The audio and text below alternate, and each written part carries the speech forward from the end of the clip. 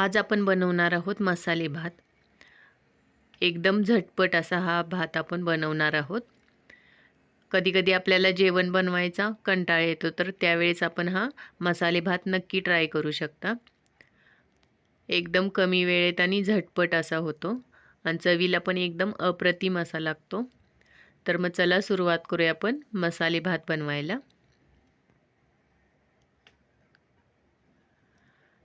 इथं मी 1.5 कप तांदूळ घेतलेले आहेत।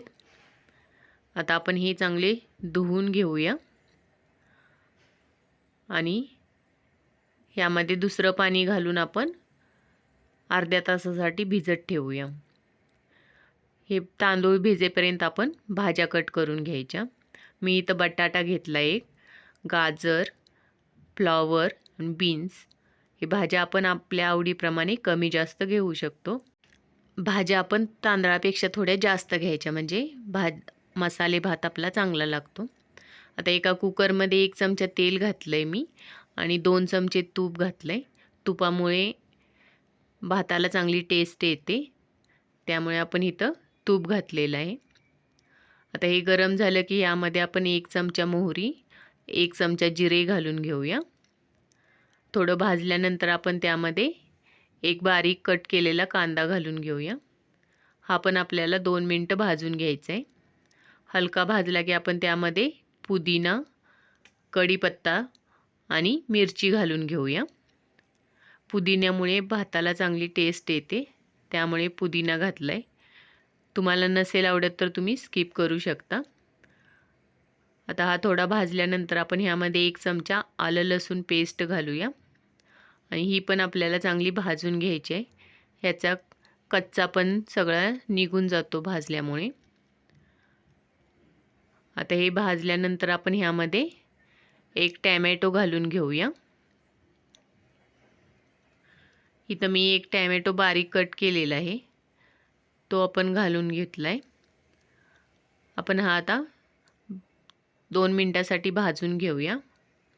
आता ह्यामध्ये आपण 1 चमचा गरम मसाला किंवा बिर्याणी मसाला घाला, 1 चमचा धने जिरे पावडर, 1 चमचा लाल मिरची पावडर घातली आहे, ही फक्त कलरसाठी आहे, आणि अर्धा चमचा चाट मसाला घालायचा आहे। आता हे आपण चांगलं मसाले मिक्स करून घेऊया। हे आता 2 मिनिटं आपण हे परतवून घेतलंय। आता ह्यामध्ये आपण कट केलेल्या भाज्या घालून घेऊया। या भाज्या पण आपण मसाल्याबरोबर भाजून घेऊया। हे आपण कमी गॅसवरच सगळ्या भाज्या भाजून घ्यायच्या आहेत। या मसाल्याबरोबर आपण 2 मिनिटं भाजूया। नंतर ह्यामध्ये भिजवलेले तांदूळ घालूया, त्यामधलं पाणी काढून घ्यायचं आहे। हे पण आपण यामध्ये भाज्यांमध्ये परतवून घेऊया। हे आपल्याला 1 ते 2 मिनिटं आपण हे परतवायचं आहे। आता वरून आपण ह्यामध्ये कोथिंबीर घालून घेऊया आणि आपण पुन्हा एकदा सगळं मिक्स करून घेऊया। आता ह्यामध्ये आपण पाणी घालून घेऊया। इथं आपल्याला पाणी जास्त वापरायचं नाही आहे, कारण आपण तांदूळ आधीच भिजत ठेवलेले, त्यामुळे त्याला पाणी कमीच लागणार आणि भाज्यात पण आपल्या पाणी असतं, त्यामुळे आपण इथं 2 कप पाणी घातलेलं आहे।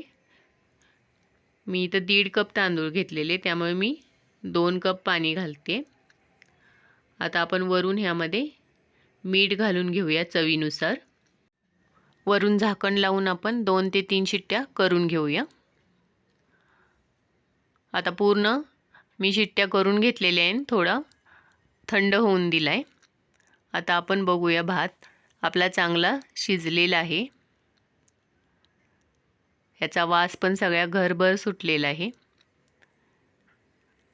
आणि आता आपला भात रेडी झालेला आहे। तर आपण आता सर्व करूया। हा पण भात एका प्लेटमध्ये काढून पापड लोणच्या बरोबर खायला देऊ शकता। तुम्हाला माझी रेसिपी आवडली असल्यास लाईक, शेअर, कमेंट आणि सबस्क्राईब करा। थँक्यू।